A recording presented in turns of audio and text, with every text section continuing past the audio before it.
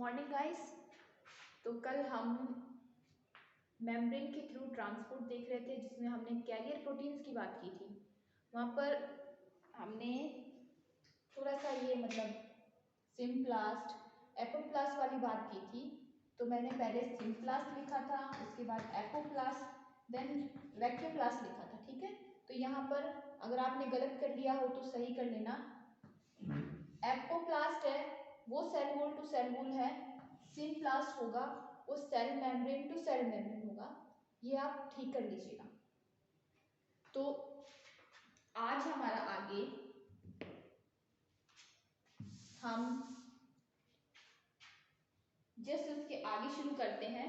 देखिए कल हमने देख लिया था, हमने प्रोटीन कैरियर्स के बारे में देख लिया था, जिसमें हमने बताया था कि पंप होते हैं और कैरियर प्रोटीन्स होती हैं। इसके अलावा चैनल प्रोटीन्स होती है, जो कि क्या है, मिनरल्स को एक साइड से दूसरी साइड ले जाने का काम करती है या मिनरल्स के अपटेक का काम करती है। ठीक है, अब देखिए पहले हम एक्टिव और पैसिव दोनों में डिफरेंस देख लेते हैं। तो हमारा आज पहला हेडिंग है डिफरेंस बिटवीन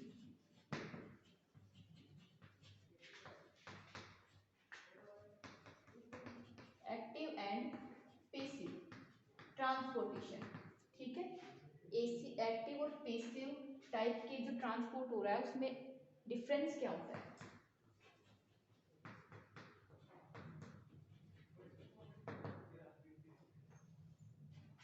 तो एक्टिव इस साइड पैसिव। तो देखिए एक्टिव टाइप का ट्रांसपोर्ट होता है, इसमें क्या है, सबसे पहले हमारे एनर्जी की रिक्वायरमेंट होती है। ठीक है, तो फर्स्ट पॉइंट हो जाएगा हमारा एटीपी रिक्वायर्ड, या हम कहें एनर्जी रिक्वायर्ड। इसमें क्या है, रिक्वायरमेंट नहीं होगी। सेकंड हम लें तो हमारा जो हमने देखा था, जो पंप के थ्रू, ठीक है, ये पंप के थ्रू हो रहा था और इसमें एटीपी लग रही थी, और जो मॉलिक्यूल्स है वो अपनी हाई कंसंट्रेशन से लो कंसंट्रेशन की ओर ना आकर लो टू हाई जा रहे थे। ठीक है, तो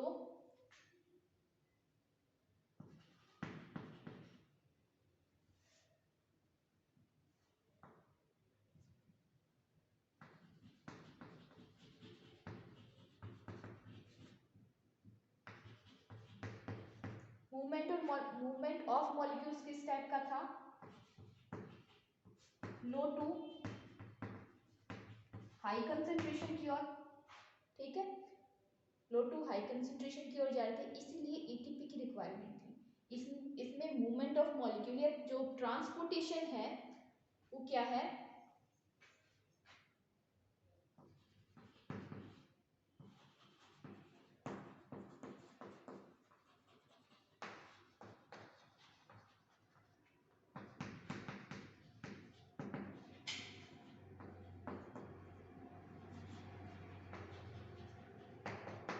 कंसंट्रेशन ग्रेडियंट के अकॉर्डिंग कैसे जा रहे हैं, हाई टू लो जा रहे हैं, हाई कंसंट्रेशन से लो कंसंट्रेशन की ओर जा रहे हैं। यहाँ पर क्या है, molecules are transferred to opposite concentration gradient के अपोजिट जाएंगे। कैसे, लो टू हाई, उसी के लिए क्या है, एटीपी रिक्वायर्ड होती है। हम थर्ड पॉइंट लें तो ये दिस टाइप ऑफ ट्रांसपोर्टेशन, ये क्या है, ये पंप्स के थ्रू होता है, और वो उसमें क्या है, पंप्स से ना होकर वो क्या है, कैरियर और चैनल्स प्रोटीन के द्वारा होता है। तो हम ले सकते हैं बाय पंप, और यहाँ हम ले सकते हैं बाय कैरियर और चैनल। ठीक है, ये क्या है, कैरियर और चैनल के द्वारा होता है, जबकि ये वाला पंप के थ्रू होता है। इसके बाद ये जो हमारी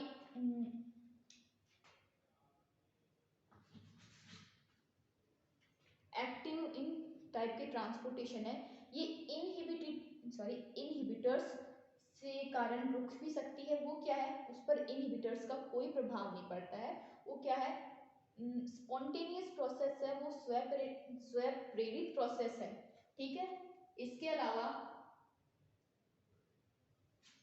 ये जो है देखिए, अब एक्टिव टाइप के ट्रांसपोर्टेशन में हम कह रहे हैं कि पहले ये लो टू हाई जा रही है, ठीक है, ये क्या है हाई टू लो जा रही है, तो ये वाली जो प्रोसेस है तब तक चलती रहती है, उसमें तो एटीपी की रिक्वायरमेंट है, एटीपी होगी तभी वो स्टार्ट होगी, एटीपी नहीं होगी तो वो बंद हो जाएगी, ठीक है। अब इसमें देखिए एटीपी रिक्वायरमेंट तो है नहीं, तो ये प्रोसेस पेसिव टाइप का ट्रांसपोर्टेशन तब तक चलता रहता है जब तक मेम्ब्रेन के दोनों साइड है, जो दोनों की जो नंबर्स है, कंसेंट्रेशन है जिसी मॉलिक्यूल्स की, वो बराबर ना हो जाए, ठीक है। तो ये वाली जो है एक्टिव टाइप की जो ट्रांसपोर्टेशन टेम्परेचर से बहुत इफेक्टेड होती है, पेसिव ट्रांसपोर्टेशन है टेम्परेचर से इतना इफेक्ट नहीं होता। तो हम हमारा नेक्स्ट पॉइंट लिख लेते हैं,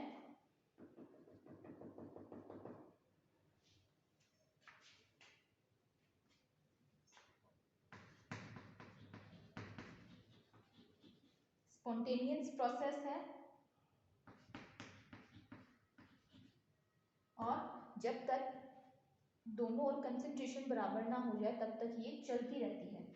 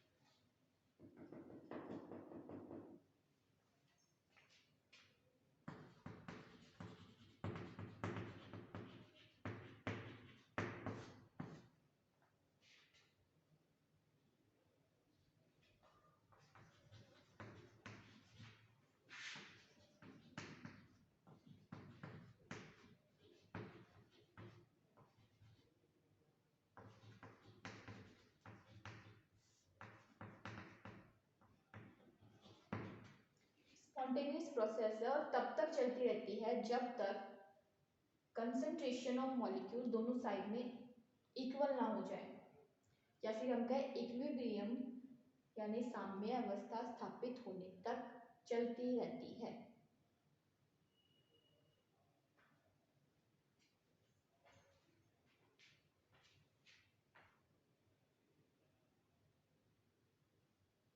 यहाँ पर इस लाइन को ऐसे still regulated till then, when की जगह हटा के हम टिल देन कर देते हैं, ठीक है।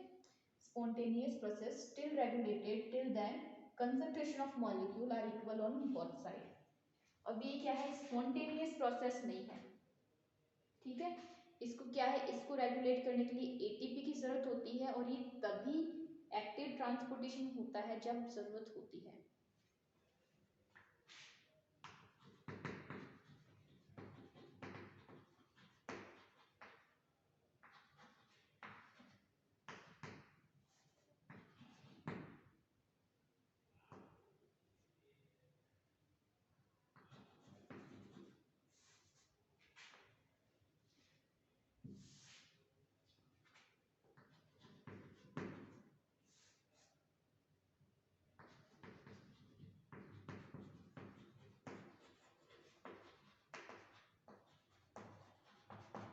रिक्वायरमेंट हो या नेसेसिटी हो तभी क्या है स्टार्ट होती है या चलती है। इसमें क्या है, सॉरी ये थोड़ा सा उल्टा हो गया है, ये पेसिव का इधर लिख दिया है, एक्टिव का उधर लिख दिया, आप ठीक कर देना। ये जो अब की बार जो पॉइंट लिखा है ये पेसिव का है और ये एक्टिव का है। पहले वाले ठीक थे, इस साइड एक्टिव के लिखे जा रहे थे, उस साइड पेसिव के ही लिख रहे थे। अब की बार ये क्या है, ये पेसिव का लिख दिया, उस साइड वो एक्टिव का है, तो आप गलती मत करना। ये क्या है टेम्परेचर से नॉट इफेक्टिव, ये क्या है, इफेक्टिव।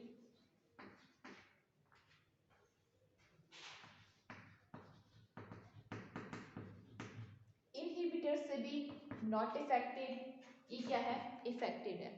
तो हम एक बार वापस से इसको चेकआउट कर लेते हैं। देखिए एक्टिव टाइप की क्या है, एटीपी रिक्वायर्ड होती है, एनर्जी की रिक्वायरमेंट होती है, कंसेंट्रेशन ग्रेडियंट के अपोजिट मूव करते हैं, ठीक है। ये क्या है, कंसेंट्रेशन ग्रेडियंट के अपोजिट मूव करते हैं। और इसमें क्या है, पंप्स के थ्रू होता है। और ये क्या है, इसमें जब रिक्वायरमेंट हो तभी एक्टिव टाइप का ट्रांसपोर्टेशन चालू होता है। ये टेम्परेचर से इफेक्टेड होता है और इनहिबिटर से भी इफेक्टेड होता है। और वहीं पेसिव टाइप का जो ट्रांसपोर्टेशन है, इसमें एटीपी की जरूरत नहीं पड़ती है और स्पॉन्टेनियस है, जब तक कंसंट्रेशन इक्वल नहीं हो जाती तब तक चलता रहता है। टेम्परेचर और इनहिबिटर से कोई फर्क नहीं पड़ता है। ये क्या है, कंसंट्रेशन ग्रेडियंट के अकॉर्डिंग मूवमेंट होता है। और इसमें क्या है, कैरियर्स और पंप यूज होते हैं, ठीक है। तो आप गलत मत करना, सही कर लेना। तो अब ये तो हो गया इनके बीच में डिफरेंस। अब आगे हमारा आता है, अब देखिए ये तो हो गया एक्टिव और पेसिव टाइप के ट्रांसपोर्टेशन में या अपटेक में डिफरेंस हो गया। इसके बाद कुछ थ्योरीज दी हैं, इस मिनरल्स अपटेक को लेकर कुछ थ्योरीज दी गई हैं, जिसमें या हम कहें मैकेनिज्म प्लांट जो मिनरल अपटेक करता है या अब्जॉर्प्शन को लेकर, मिनरल्स के अब्जॉर्प्शन को लेकर कुछ थ्योरीज दी गई हैं, जिसमें कुछ डिफ्यूजन थ्योरी ऐसे है, बहुत सारी हैं। कुछ थ्योरीज कहती हैं कि ये डिफ्यूजन के थ्रू होता है, कुछ ये कहती है कि जो मिनरल्स है वो आयन एक्सचेंज होगा तब जाके मिनरल्स का अपटेक होगा, मतलब एक आयन बाहर जाएगा तभी दूसरा आयन अंदर आएगा, ठीक है। कुछ कहते हैं कि ये मतलब वाटर के साथ डिसॉल्व कंडीशन में अपने आप आ जाता है डिफ्यूजन के थ्रू, कुछ ओपीडीपी पर डिपेंड करता है। तो नेक्स्ट हमारी है मैकेनिज्म ऑफ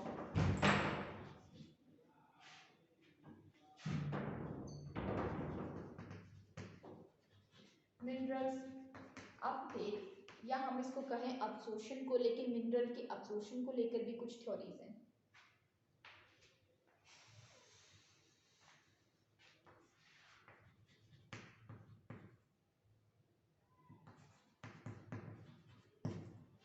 ठीक है, इसमें कुछ थ्योरीज आएंगी, तो हम उन थ्योरीज को देख लेते हैं। सबसे पहले दो टाइप के हैं, तो पहले पेसिव टाइप के अब्जॉर्प्शन को लेकर थ्योरीज हैं।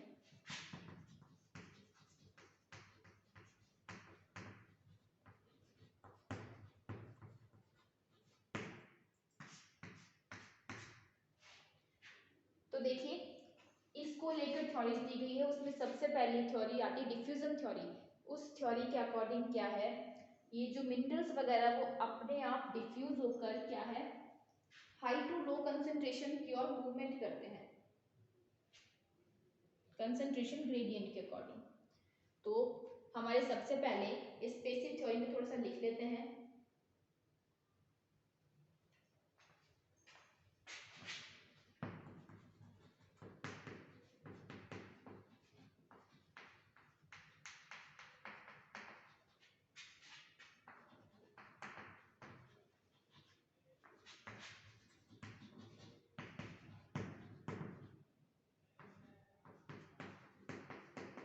ठीक है, high to low concentration,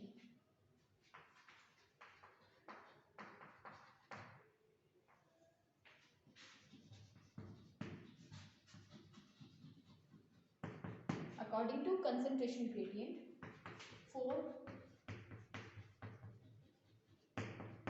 explaining it following theories दी गई हैं।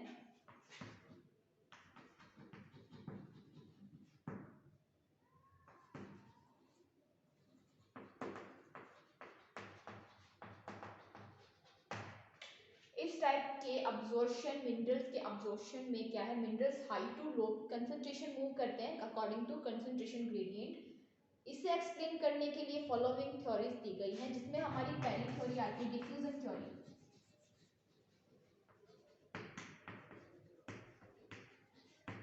डिफ्यूजन थ्योरी के अंदर सेम वही चीज है कि मॉलिक्यूल से अपनी हाई कंसंट्रेशन से लो कंसंट्रेशन की ओर मूव करते हैं चैनल और कैरियर प्रोटीन्स के थ्रू। तो according to this theory,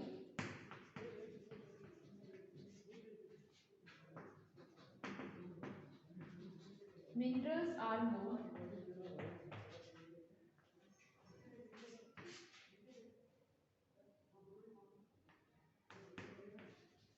from their high concentration to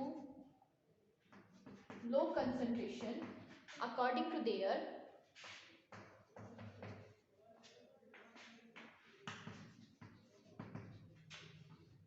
concentration gradient through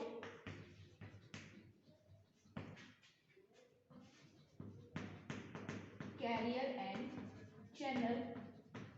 ठीक है, तो ये तो हो गई हमारी डिफ्यूजन थ्योरी, जिसमें क्या है, ये कह रहा है कि जो मिनरल्स वगैरह जो होते हैं वो क्या है, चैनल और कैरियर प्रोटीन्स के थ्रू अपनी हाई कंसंट्रेशन से लो कंसंट्रेशन की ओर मूव करते हैं। ठीक है, ये है हमारी पहली थ्योरी। इसके बाद आती है हमारी mass flow theory. Mass flow theory, उस थ्योरी के अकॉर्डिंग देखिए क्या होता है, उसमें एक चीज और ऐड कर दी है कि जब मिनरल्स का transportation high to low concentration होता है तो जो सेल है उनका मास है वो इंक्रीज हो जाता है।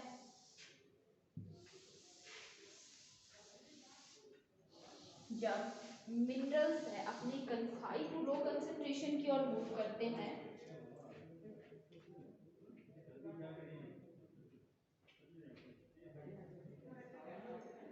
हमारा सेकंड आ गया मास फ्लो थ्योरी।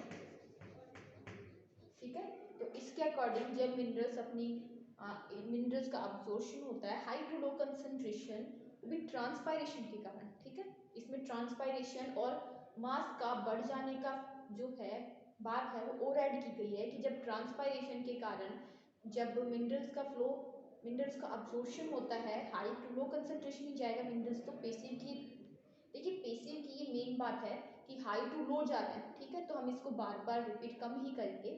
तो जब ट्रांसपोर्टेशन के कारण जब मिनरल्स का अब्जॉर्प्शन होता है तो उसके साथ साथ क्या होता है, जो सेल का मास है वो भी इंक्रीज होता है।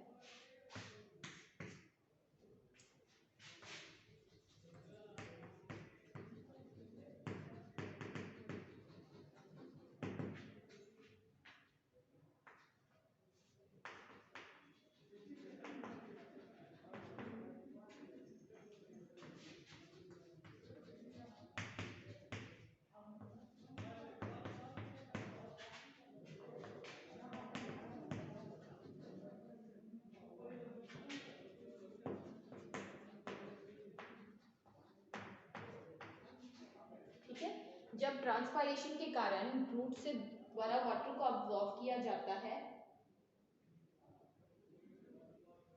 तो क्या है, मास भी है वो इंक्रीज होता है।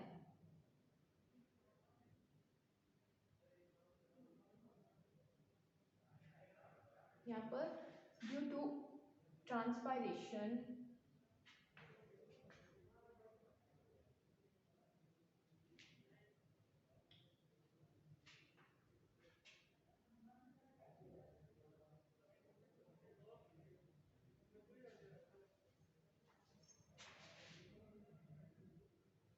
यहाँ पर आप बीच में एक बार डाल लीजिए, due to transpiration plant root fastly absorb water,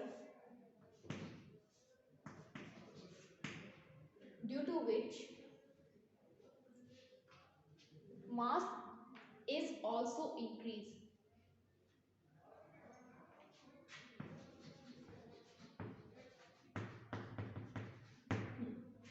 तो ये थ्योरी कहती है ट्रांसपायरेशन के कारण प्लांट्स रूट है वो फास्टली वाटर को ऑब्जॉर्व करती है, जिसकी वजह से क्या है, मिनरल्स का ऑब्जॉर्व भी होगा और सेल का मास है वो इंक्रीज हो जाएगा। ये है हमारी मास फ्लो थ्योरी। इसके बाद हमारी थ्योरी आती है आयंस एक्सचेंज की थ्योरी। इस थ्योरी के अकॉर्डिंग देखिए क्या होता है कि जब एक जो मिनरल्स का अपटेक है वो आयंस के एक्सचेंज पर डिपेंड करता है। जब एक आयन जाएगा या तभी दूसरा जो आयन है या दूसरा मिनरल है वो प्लांट के द्वारा अब्सॉर्ब किया जाएगा।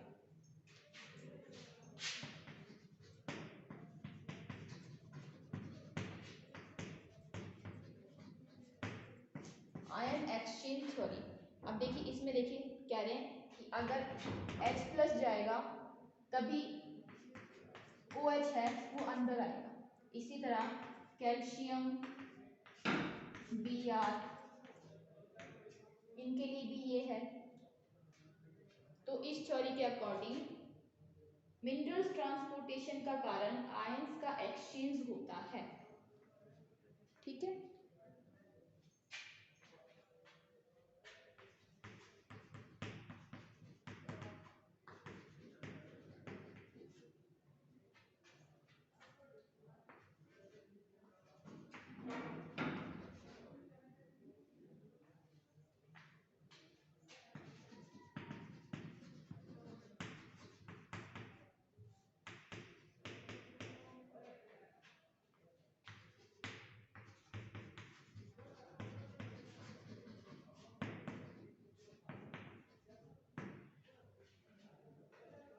आयंस के अपटेक या अब्सॉर्प्शन का मेन रीजन होता है एक्सचेंजिंग ऑफ आयंस।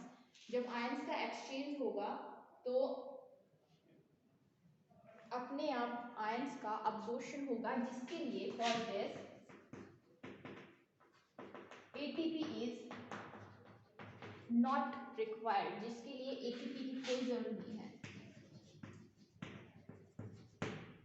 ठीक है, अब इसके देखिए इसने एग्जांपल में H+OH आयन का ट्रांस डाल दिया कि जब रूट की सेल वॉल से H+ आयन रिलीज होते हैं तभी क्या होता है, OH आयंस का एक्सचेंज होता है।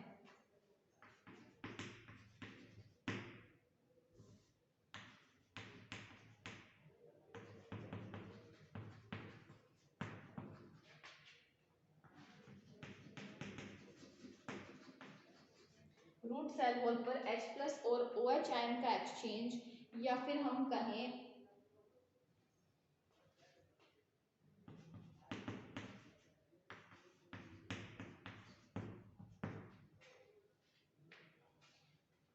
पोटेशियम Br और Cl का एक्सचेंज, ये भी क्या है, इसी का एग्जांपल है। अब देखिए इस थ्योरी को एक्सप्लेन करने के लिए इसी के अंदर दो थ्योरीज हो रही हैं, दो बात कही गई है इस थ्योरी को एक्सप्लेन करने के लिए। तो पहली थ्योरी ये कहती है कि जो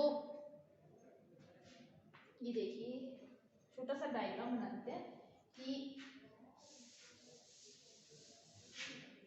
जो मिनरल्स होते हैं ना, सॉइल में प्रेजेंट मिनरल्स, वो सॉइल पार्टिकल्स पर ऐसे चिपके हुए से रहते हैं। ठीक है, और जब उनके पास कोई दूसरा आयन सेम चार्ज वाला आयन उनके पास आता है तो वो ओवरलैप्ड हो जाते हैं और एक्सचेंज हो जाते हैं। तो ये देखिए, ये मान लीजिए हमारी ये प्लांट रूट है, ये हमारा सॉइल पार्टिकल है, इसके ऊपर कोई आयन प्रेजेंट है। ठीक है, और यहाँ पर ये सेल, ये रूट हेयर के पास भी कोई आयन है। ठीक है, तो ये क्या है, जब ये इसके साथ ये सॉइल पार्टिकल है, ये आयन है और ये भी आयन है। ठीक है, अब देखिए ये सॉइल पार्टिकल्स पर ये जो आयन है वो इलेक्ट्रोस्टैटिक फोर्स के साथ चिपके हुए रहते हैं, लेकिन जब सेम चार्ज वाला आयन पास में आता है तो ये क्या ओवरलैप होकर एक्सचेंज हो जाते हैं, ये इधर चला जाएगा, ये इधर आ जाएगा। एक तो ये है। ठीक है, और जो हमारी सेकंड थ्योरी आती है उसके अकॉर्डिंग क्या है, वो एक स्पेशल के लिए है। जो हमारी सेकंड जो इसको एक्सप्लेन करने के लिए थ्योरी आई है वो HCO3 के लिए ही आती है।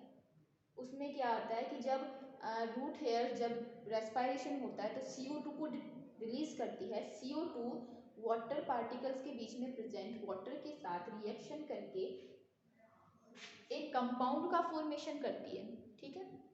और ये कंपाउंड क्या है, ये दूसरे कंपाउंड के साथ एक्सचेंज होता है। दूसरी थ्योरी है हमारी, ये कहती है, तो हम इनको एक बार लिख लेते हैं।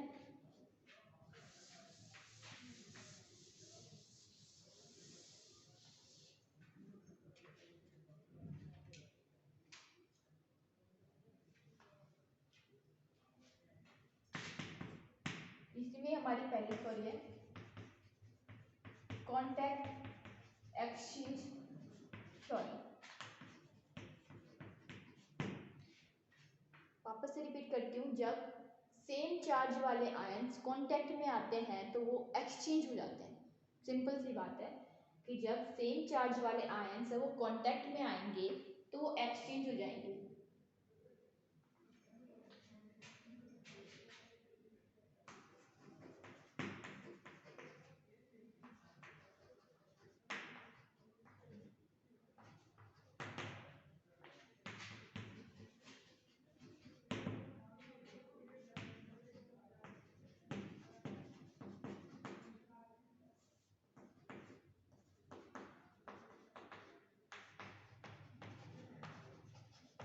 बट इलेक्ट्रोस्टैटिक फोर्स के साथ बाइंड रहते हैं। Ions are bound on soil particle from electrostatic force, but when same charged ion come to contact with it, तो ये क्या है, एक्सचेंज हो जाएंगे।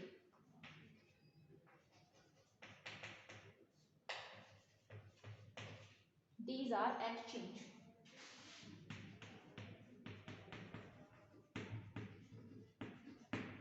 क्या है, जब आयंस है वो इलेक्ट्रोस्टैटिक फोर्स से सॉइल पार्टिकल्स पर बाइंड रहते हैं, लेकिन जब सेम चार्ज वाला आयन उनके कांटेक्ट में आता है तो वो क्या है, एक्सचेंज हो जाते हैं।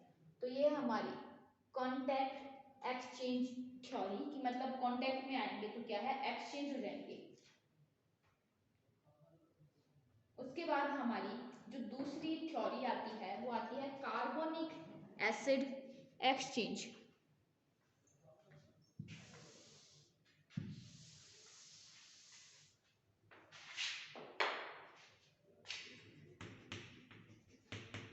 ठीक है, कार्बोनिक एसिड एक्सचेंज।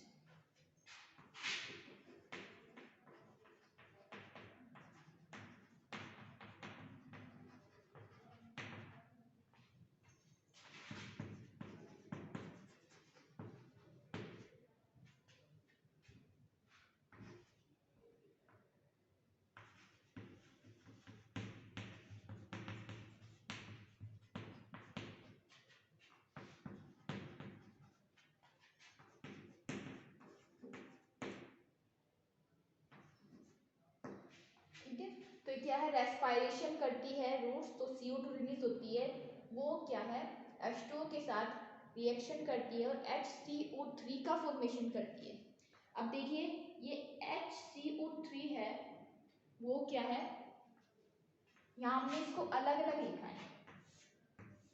ये रूट है, रूट ने रेस्पायरेशन की थ्रू CO2 रिलीज करी, ये H2O से रिएक्शन करके क्या बनाया, H प्लस CO3 माइनस। ठीक है, अब ये हमारे अलग अलग, यहाँ ये सॉइल पार्टिकल्स हैं, यहाँ पर भी क्या है, H प्लस आयन प्रेजेंट है। अब इस पे भी माइनस चार्ज है, H प्लस पे भी चार्ज है, ये दोनों क्या है, इंटरचेंज हो जाएंगे और ये HCO3 क्या है, रूट के द्वारा वापस अब्सॉर्ब कर लिया जाएगा। सिंपल सी है कि जब HCO3 मिलता है तो इसमें जो हमने H प्लस आयन और CO3 माइनस आयन को अलग अलग रखा है, तो